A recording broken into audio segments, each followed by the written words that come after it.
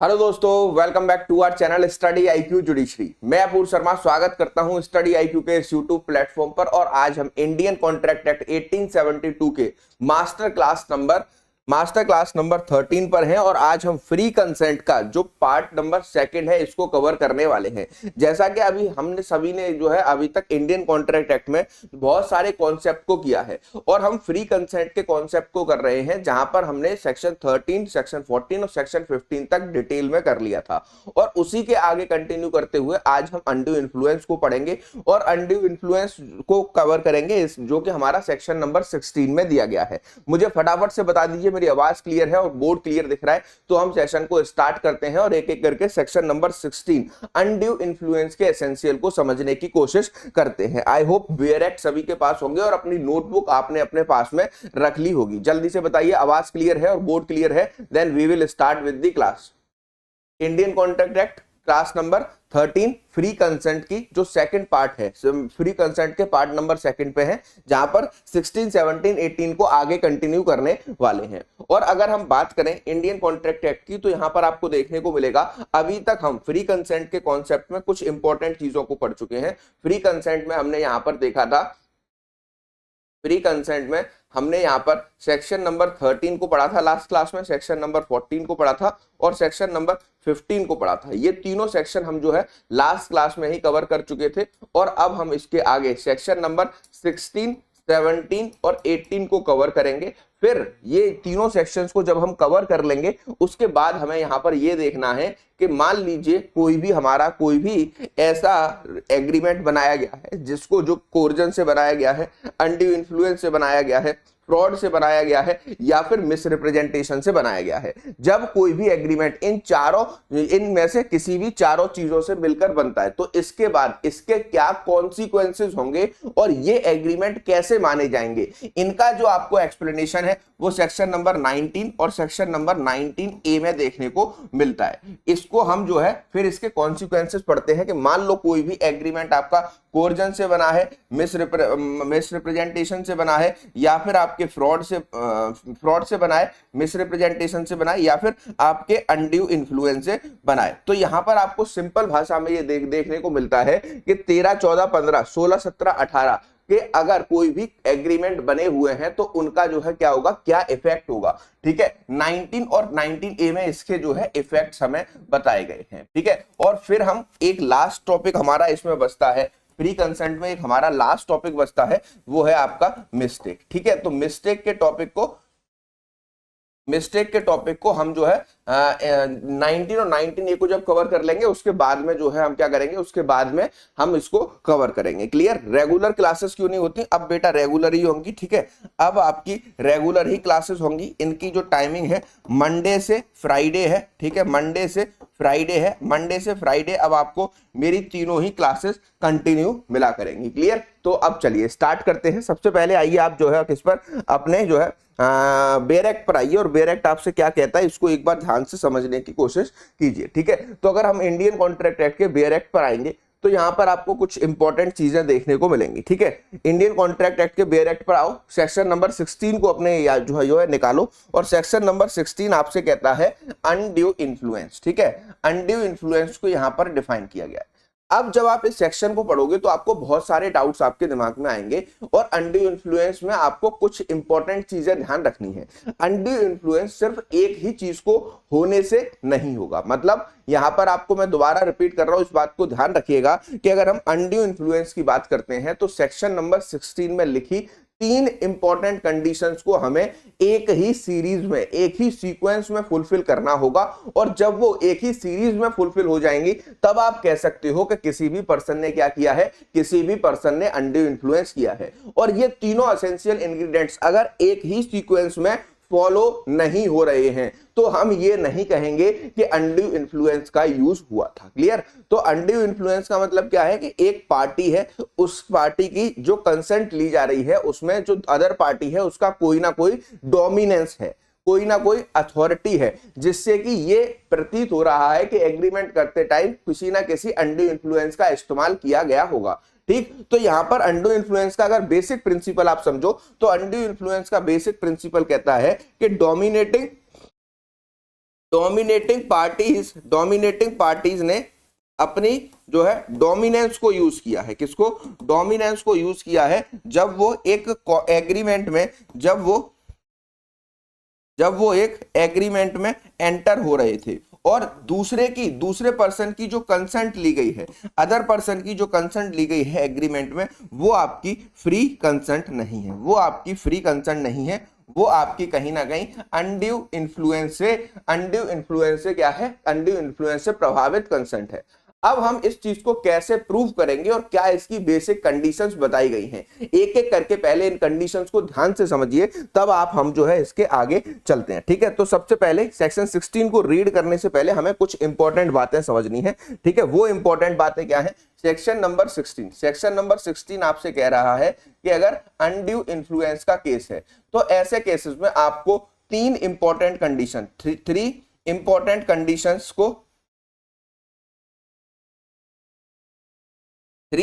Conditions को क्या करना है? प्रूफ करना है। इन 3 कंडीशंस को आपको प्रूफ करना है।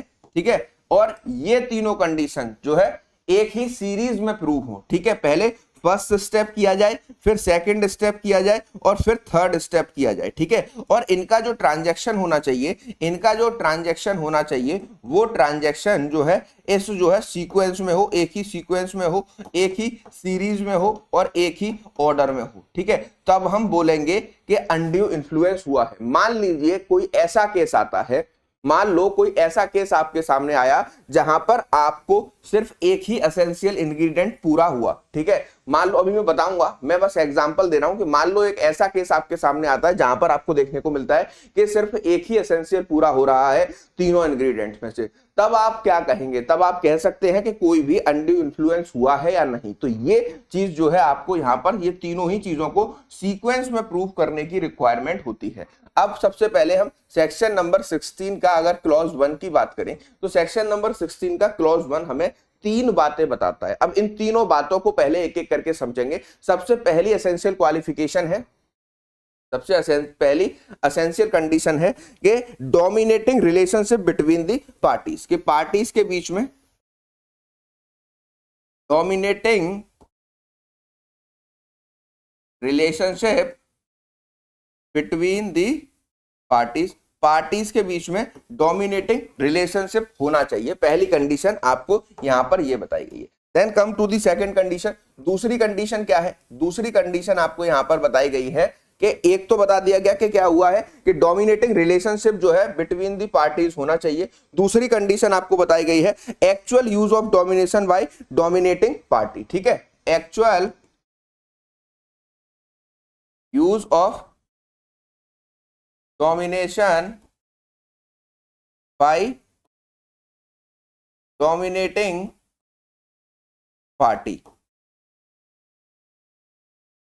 के सबसे पहले यहां पर पहला एसेंशियल इंग्रेडिएंट क्या था, इसको ध्यान से देखना। सबसे पहला था कि dominating relationship between the parties के बीच में डोमिनेटिंग रिलेशनशिप था, हम इस चीज को ध्यान से पढ़ चुके हैं। दूसरा एसेंशियल कहता है कि जो डोमिनेटिंग रिलेशनशिप है पार्टीज के बीच में, उसमें आपको बोला गया है कि actual use of dominating relationship यहां पर पार्टीज के बीच में होना चाहिए। मतलब जिन पार्टियों ने एग्रीमेंट किया है उसमें एक पार्टी ने दूसरी पार्टी की जो है क्या जो कंसेंट है उसको डोमिनेट किया है। ठीक है, तो ये होना ही होना चाहिए। Then come to the third point. Third point आपसे यहां पर कह रहा है, तीसरे पॉइंट की अगर हम बात करें तो कह रहा है कि अनफेयर एडवांटेज। ठीक है, अनफेयर एडवांटेज लिया गया, उसको एग्रीमेंट में लाया गया है। तो यूज ऑफ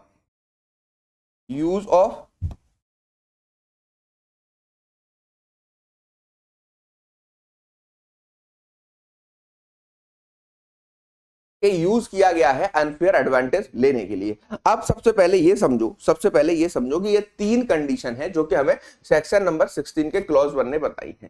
सेक्शन 16 का क्लॉज 1 कहता है कि हम कब कहेंगे कि किसी भी पर्सन के अगेंस्ट अनड्यू इन्फ्लुएंस का यूज हुआ है।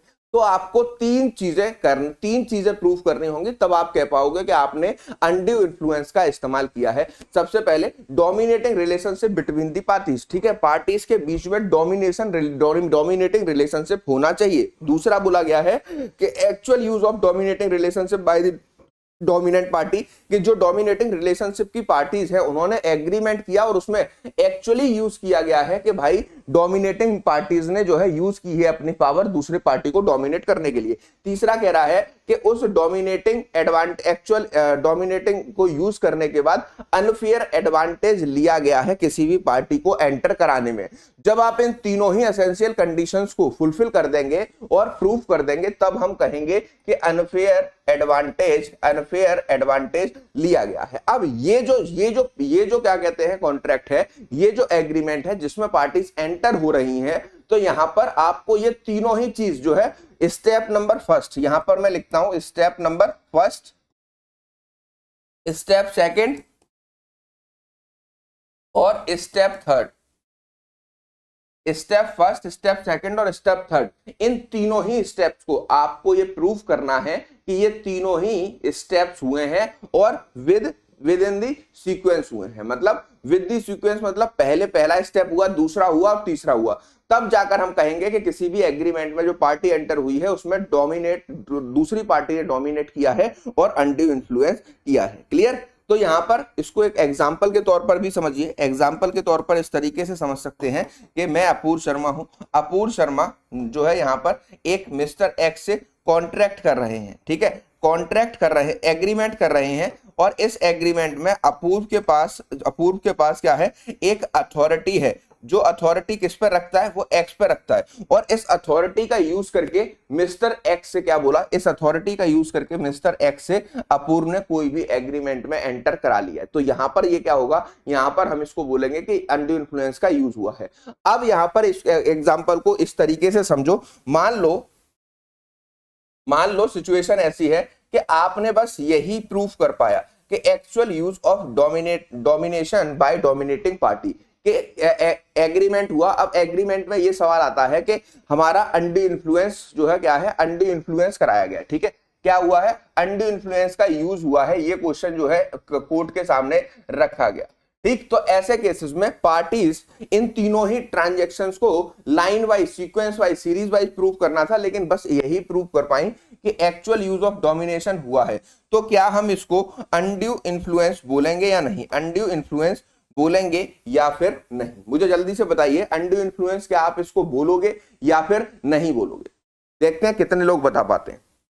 तो सेक्शन 16 क्लॉज 1 ने कहा कि ये तीनों एक्ट होने चाहिए, तब हम जाकर ये निष्कर्ष निकालेंगे कि भाई यहां पर आपका क्या हुआ है, यहां पर आपका अनड्यू इन्फ्लुएंस का इस्तेमाल अनड्यू इन्फ्लुएंस का इस्तेमाल हुआ है, और ये एग्रीमेंट जो है क्या है, ये एग्रीमेंट पूरी तरीके से हमारा फ्री कंसेंट के कैटेगरी में फॉल नहीं करता। मान लीजिए हम इसमें से एक ही कंडीशन को प्रूव कर पाते हैं, तो ऐसे केसेस में बिल्कुल परफेक्टली फाइन, सही बताया, हम एक कंडीशन को फुलफिल कर रहे हैं तो हम ये नहीं कह सकते कि अनड्यू इन्फ्लुएंस हुआ है। तो the answer is no. Now come to the where act of section number 16। अब सेक्शन नंबर 16 के क्लॉज 1 को ध्यान से पढ़ो, क्या कह रहा है, A contract is said to be induced by undue influence।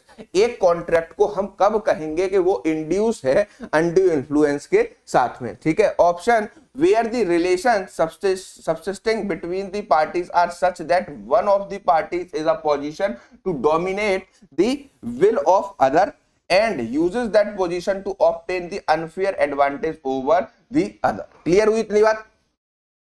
इतनी बात क्लियर हुई? तो यहां पर एक पर्सन डोमिनेट कर रहा है, किसी भी अथॉरिटी है उसके पास किसी भी चीज को करने के लिए, और उस डोमिनेटिंग अथॉरिटी के साथ में ही वो जो है अनड्यू इन्फ्लुएंस कर रहा, अनड्यू इन्फ्लुएंस करके अनफेयर एडवांटेजेस को अपनी तरफ ले रहा है, ठीक है, अनफेयर एडवांटेजेस को ले रहा है, और इसमें actual use of dominance, dominating party ने एक्चुअल यूज किया है अपने डोमिनेंस का, तब जाकर के आप बोल रहे हो कि उसने सेक्शन 16 क्लॉज 1 के अकॉर्डिंग इन तीन कंडीशंस को फुलफिल कर दिया है, और हम इसमें बोलेंगे कि अनड्यू इन्फ्लुएंस का इस्तेमाल हुआ, ठीक है। सिर्फ एक चीज को प्रूव करने से आप अनड्यू इन्फ्लुएंस को जो है क्या, अनड्यू इन्फ्लुएंस को नहीं बोल सकते। क्लियर? नेक्स्ट इज, अब आप आइए इसके 16 क्लॉज 3 पर, ठीक है।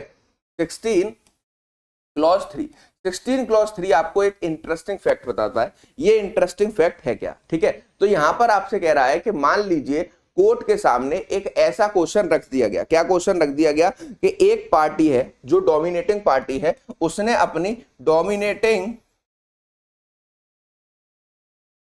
पोजीशन का,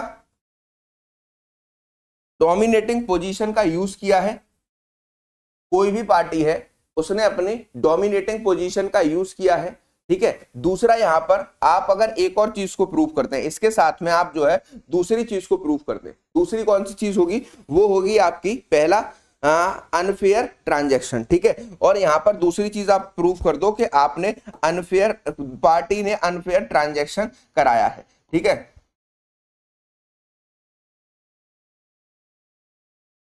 अनफेयर ट्रांजैक्शन कराया है। अब यहां पर यह सवाल उठता है कि सेक्शन 16 क्लॉज 3 ने हमसे कहा कि अगर एग्रीमेंट के दौरान यह प्रूव कर दिया जाए कि एग्रीमेंट कराते समय पार्टीज ने क्या किया था, सबसे पहले पार्टीज ने डोमिनेटिंग पोजीशन का इस्तेमाल किया और कॉन्ट्रैक्ट में उसको, वो एग्रीमेंट में उसको डोमिनेट किया, दूसरी पार्टी को डोमिनेट किया, और उस डोमिनेट पार्टी का अनफेयर ट्रांजैक्शन या फिर अनफेयर जो है एडवांटेज लिया है, अनफेयर ट्रांजैक्शन या फिर अनफेयर एडवांटेज लिया है, तो ऐसे केसेस में भी कोर्ट प्रिज्यूम कर लेगा कि अनड्यू इन्फ्लुएंस उस केस में थी। एक तो मैंने आपको क्लॉज नंबर 1 का केस बताया, क्लॉज नंबर 1 में क्या केस बताया, फटाफट से मुझे कमेंट में बताइए, फटाफट से बताइए। 16 क्लॉज 1 ने हमसे कहा कि अगर आप 3 चीजों को प्रूव कर पाते हैं, कौन सी 3 चीजों को, अगर आप 3 चीजों को प्रूव कर पाते हैं जो कि सीक्वेंस में हुई हो, तो हम बोलेंगे कि किसी भी पर्सन की कंसेंट को फ्री कंसेंट नहीं माना जाएगा, वो अनड्यू इन्फ्लुएंस मानी जाएगी, ठीक है। तो वो कौन सी चीजें थी, सबसे पहले dominating relationship between the parties, parties के बीच में कोई डोमिनेटिंग रिलेशनशिप था, वो हमें देखने को मिल रहा है। दूसरा, actual use of domination by dominating parties, जो डोमिनेशन रिलेशनशिप था उसमें से एक पार्टी ने एक्चुअल यूज किया है एग्रीमेंट करते समय, दूसरी पार्टी को डोमिनेट करते समय। और तीसरा कि अनफेयर एडवांटेज को अचीव करने की बात की गई है कि जो एग्रीमेंट किया गया है उससे अनफेयर एडवांटेज ले लिया है दूसरी पार्टी ने, तब आप कहोगे कि अनड्यू इन्फ्लुएंस हुआ है। अब यहां पर आपको एक क्लॉज नंबर 3 में एक जो है एक और सिचुएशन बताई गई कि मान लो हम ये एग्रीमेंट हुआ और एग्रीमेंट में एक पार्टी बस ये प्रूव कर दे,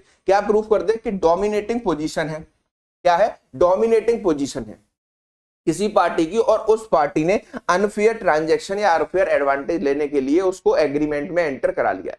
तो ऐसे केसेस में अब यहां पर अगर आप इन दोनों कंडीशंस को प्रूव कर दोगे तो कोर्ट क्या प्रिज्यूम करेगा, कोर्ट ये प्रिज्यूम करेगा कि भाई अनड्यू इन्फ्लुएंस का इस्तेमाल हुआ है। क्या प्रूव करेगा कोर्ट, कोर्ट ये प्रूव करेगा कि अनड्यू इन्फ्लुएंस का इस्तेमाल हुआ है। सेकेंडली आपको ये भी देखने को मिलेगा कि यहां पर अनड्यू इन्फ्लुएंस का इस्तेमाल हुआ है, ये तो आपने देख लिया। अब यहां पर क्या होगा कि बर्डन ऑफ प्रूफ शिफ्ट हो जाएगा दूसरी पार्टी पे, ठीक है, दूसरी पार्टी पे जिसने डोमिनेटिंग पोजीशन का इस्तेमाल किया है और अनफेयर एडवांटेज लिया है, उस पर बर्डन ऑफ प्रूफ शिफ्ट हो जाएगा कि वो प्रूफ करे कि भाई उसने किसी भी तरीके का अनड्यू इन्फ्लुएंस नहीं किया, उसने किसी भी तरीके का अनड्यू इन्फ्लुएंस नहीं किया। क्लियर है इतनी बात सभी को? तो 2 सीक्वेंस हमने समझे सेक्शन 16 क्लॉज 1, 3 इंपॉर्टेंट बातें जो कि एक ही सीक्वेंस में हुई हैं, तभी आप बोलोगे कि अनड्यू इन्फ्लुएंस होगा। सेक्शन 16 क्लॉज 3 कह रहा है कि मान लीजिए जिस पार्टी को एग्रीमेंट में एंटर कराया गया, अब इसका एक एग्जांपल समझ लो तब इसको ध्यान से समझ पाओगे, ठीक है। एग्जांपल के तौर पर अगर इसको मैं समझाना चाहूं कि मैं अपूर्व शर्मा हूं, अपूर्व शर्मा ने यहां पर किसके साथ में कॉन्ट्रैक्ट किया है, आज हम लिख लेते हैं विश्वजीत के साथ में, ठीक है, विश्वजीत के साथ में, ठीक है। मैं यहां पर विश्वजीत के डोमिनेटिंग पोजीशन में हूं। अब डोमिनेंट पोजीशन क्या होगी वो मैं अभी आपको बताऊंगा, पहले आप इस चीज को समझो जो मैं बता रहा हूं, ठीक है। तो अपूर्व ने विश्वजीत के साथ एक कॉन्ट्रैक्ट में एंटर किया और यहां पर क्या किया, कॉन्ट्रैक्ट में एंटर करने के बाद विश्वजीत को बोल दिया ओके भाई एग्रीमेंट कर ले, ठीक है, एग्रीमेंट कर ले, जहां पर मैं इसका क्या हूं, मैं इसके जो है इस पर कोई अथॉरिटी रखता हूं और मैंने कोई भी अनफेयर एडवांटेज ले लिया है इसको एग्रीमेंट में एंटर करा के। अब विश्वजीत कोर्ट में जाकर ये प्रूव कर दे कि मैं डोमिनेटिंग पोजीशन में था और मैंने अनफेयर ट्रांजैक्शन, अनफेयर एडवांटेज लेने के लिए उससे एग्रीमेंट में एंटर किया है। तो अब सबसे पहला सवाल आपके सामने यही उठेगा कि क्या ये चीज सही है, ठीक है। तो अब यहां पर विश्वजीत जब इस केस को लेकर कोर्ट में पहुंचे, विश्वजीत जब इस केस को लेकर कोर्ट में पहुंचे तो कोर्ट में उन्होंने इन दोनों बातों को प्रूफ कर दिया, तो अब बर्डन ऑफ प्रूफ किसके ऊपर शिफ्ट हुआ? अपूर्व शर्मा के ऊपर शिफ्ट हुआ कि वो प्रूफ करें कि भैया यहां पर अनड्यू इन्फ्लुएंस का कोई भी यूज नहीं किया गया था, मतलब मैं डोमिनेटिंग पोजीशन में था, मैंने अनफेयर एडवांटेज आपके मतलब विश्वजीत से नहीं लिया है। ठीक, तो इस तरीके से भी आप जो है बर्डन ऑफ प्रूफ को क्या करा सकते हैं? शिफ्ट करा सकते हैं। आप बर्डन ऑफ प्रूफ को क्या करा सकते हैं? शिफ्ट करा सकते हैं। अब आप आते हैं इसमें हम जो है सेक्शन नंबर, अब बेयर एक्ट पर आइए, एक बार बेयर एक्ट को ध्यान से पढ़िए। बेयर एक्ट यहां पर आपसे क्या कह रही है? ठीक है, बेयर एक्ट कह रहा है where a person who is in position to dominate the will of another, एक पर्सन है जिसके पास दूसरे की विल को डोमिनेट करने का राइट है। ठीक है, enters into a contract with him, वो जो है क्या कर रहा है? एंटर हो रहा है किसी भी कॉन्ट्रैक्ट में उस पर्सन के साथ जहां पर वो डोमिनेट कर सकता है दूसरे की विल को। The transaction appears on the face of it on the evidence adduced. ठीक, तो यहां पर क्या बोला कि उस ट्रांजैक्शन को देखने से ही ऐसा प्रतीत हो रहा है, उस ट्रांजैक्शन को देखने से ही ऐसा लग रहा है कि डोमिनेटिंग पोजीशन का इस्तेमाल किया गया है, वो डायरेक्टली आपको दिख रहा है। To be unconscionable the burden of proving that such contract was not induced by undue influence shall lie upon a person in position to dominate the will of other। मतलब यहां पर सिंपल भाषा में क्या लिखा गया? सिंपल भाषा में आपको लिख दिया गया है कि जब on the face of record section number 16 clause 3 के अकॉर्डिंग पार्टी इन दो बातों को प्रूव कर दे, जिस जो कह रही है कि उसके जो है क्या उसके अगेंस्ट में अनफेयर एडवांटेज लिया गया है डोमिनेटिंग पर्सन से, इन दोनों को जैसे ही प्रूव करेगा और ऐसा हमें देखते ही प्रतीत होगा कि ये इस पूरे एग्रीमेंट कॉन्ट्रैक्ट में अनफेयर एडवांटेज के लिए काम किया गया है, तो ऐसे केसेस में बर्डन ऑफ प्रूफ उस पार्टी पर शिफ्ट हो जाएगा जिसने वो एग्रीमेंट साइन कराया और उसको वहां पर ये प्रूफ करना होगा, उसको वहां पर ये प्रूफ करना होगा कि अनफेयर एडवांटेज उसके द्वारा नहीं लिया गया था। क्लियर? तो ये चीज यहां पर आपको देखने को मिल रही है, वर्ड शैल का इस्तेमाल हुआ है। मतलब अगर कोर्ट के सामने ये सिचुएशन आती है तो कोर्ट ऑटोमेटिकली ये प्रिज्यूम करके चलेगा कि उस पर्सन की कोई भी गलती नहीं थी। क्लियर? तो यहां पर कोर्ट जो है क्या प्रिज्यूम करके चलेगा? ये प्रिज्यूम करके चलेगा कि अनफेयर एडवांटेज तो लिया गया है और इसके लिए यहां पर क्या करना है? इसके लिए यहां पर जो है दूसरे पर्सन को जिसने डोमिनेट किया है उसके ऊपर बर्डन ऑफ प्रूफ को शिफ्ट कर देना है। क्लियर? इतनी बात क्लियर हुई? क्लियर है? अब आते हैं हम जो है इसके क्लॉज नंबर 16 क्लॉज 2 पर। ठीक है, सेक्शन 16 क्लॉज 2, सेक्शन 16 क्लॉज 2 किस बारे में बात करता है? यहां पर आप समझना, डोमिनेटिंग रिलेशनशिप के dominant relationship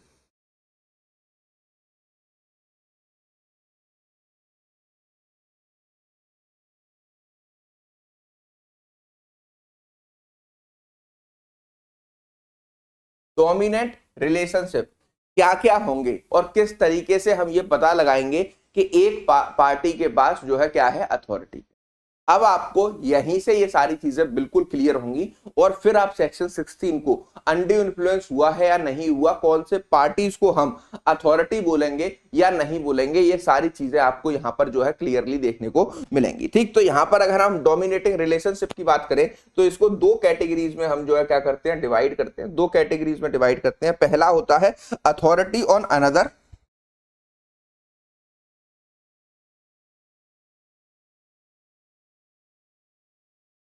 authority on another, किसी दूसरे पर्सन के पास आपकी अथॉरिटी थी और आपने उसको किसी एग्रीमेंट या कॉन्ट्रैक्ट में एंटर कराया है, तो ऐसे केसेस में हम ये बोलेंगे कि आपने अनड्यू इन्फ्लुएंस का इस्तेमाल किया है। ठीक है, दूसरा होता है आपका अफेक्टिंग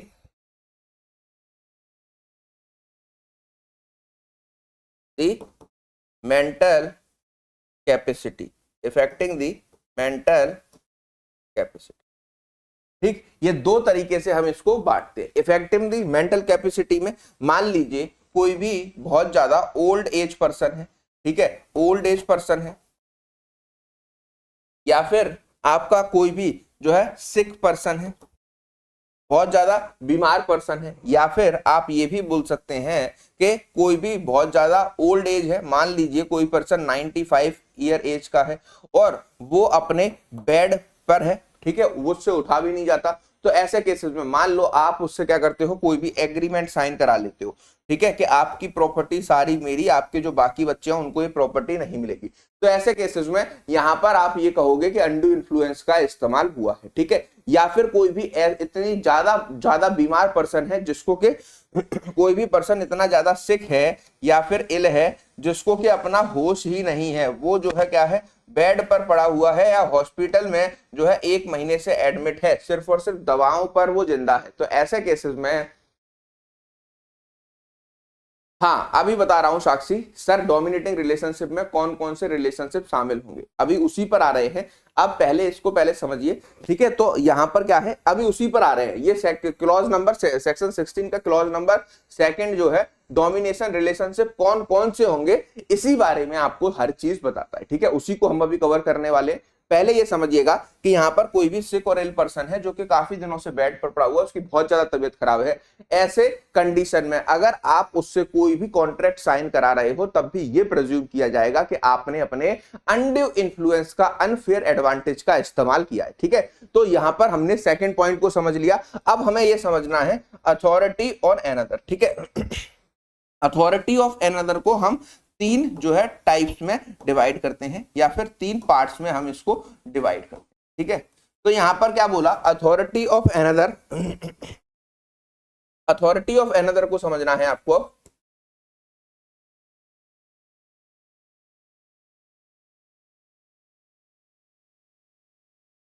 अथॉरिटी ऑफ एनदर को हम 3 पार्ट्स में डिवाइड करते हैं, ठीक है। अब इसको लिखते जाइएगा हैंड टू हैंड कि कौन कौन से डोमिनेटिंग रिलेशनशिप की कैटेगरीज में आएंगे, ठीक। तो सबसे पहले होगी आपकी रियल अथॉरिटी, ठीक है, सबसे पहले आपकी होगी रियल अथॉरिटी,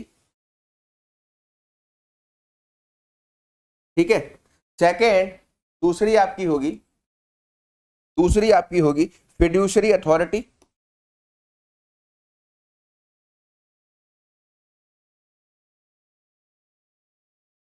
अथॉरिटी या फिर रिलेशनशिप,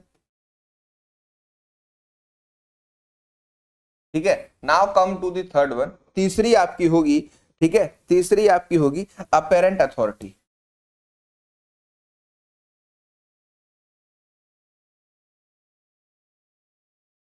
अपेरेंट अथॉरिटी, ठीक है।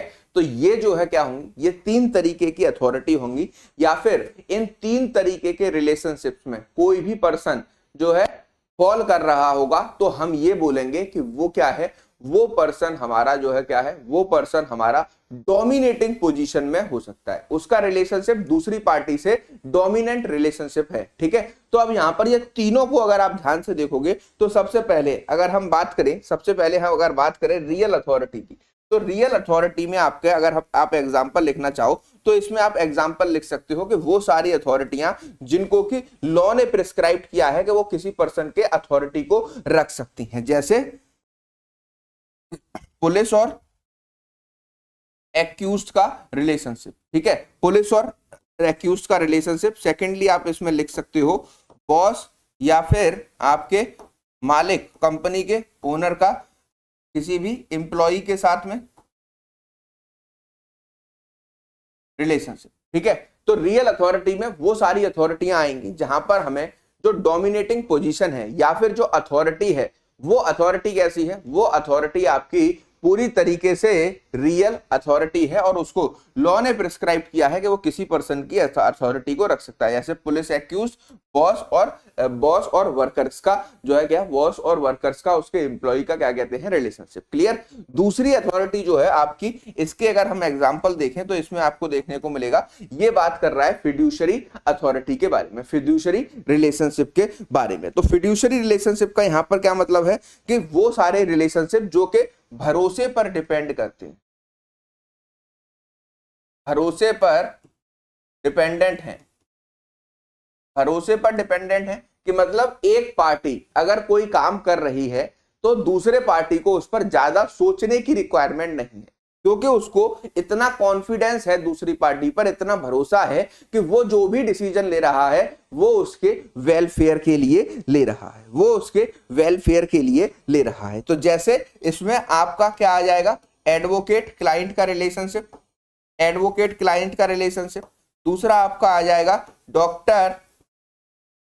डॉक्टर पेशेंट का रिलेशनशिप। अब देखिए, अब यहां पर आप इसको इस तरीके से समझिए कि मान लीजिए आपने किसी एडवोकेट को हायर किया, ठीक है, तो आप उस एडवोकेट से क्या अपेक्षा करते हैं, आपका जो है उस एडवोकेट से आपने क्यों उसको पैसे देने हैं। तो आपका यहां पर ये सबसे पहला मोटिव है कि जो आपके ऊपर केस हुआ है उस केस में आपको बचाया जा सके, ठीक है। आपकी तबीयत खराब है, आप किसी हॉस्पिटल गए, किसी डॉक्टर के पास पहुंचे, तो वहां पर आपका मोटिव क्या है, आपका मेन मोटिव है कि डॉक्टर साहब जो हैं, आपका मेन मोटिव है कि ये जो डॉक्टर साहब हैं, ये जो डॉक्टर साहब हैं, वो डॉक्टर साहब पेशेंट को बचाएंगे ही बचाएंगे, ठीक है। और डॉक्टर किस लिए काम करेगा, डॉक्टर आपको दवा इसलिए देगा, फीस आपसे इसलिए लेगा कि जो भी आपकी तबीयत खराब हो रही है, जो भी आपको डिजीज हुई है, उस डिजीज को जल्दी से जल्दी क्योर किया जा सके।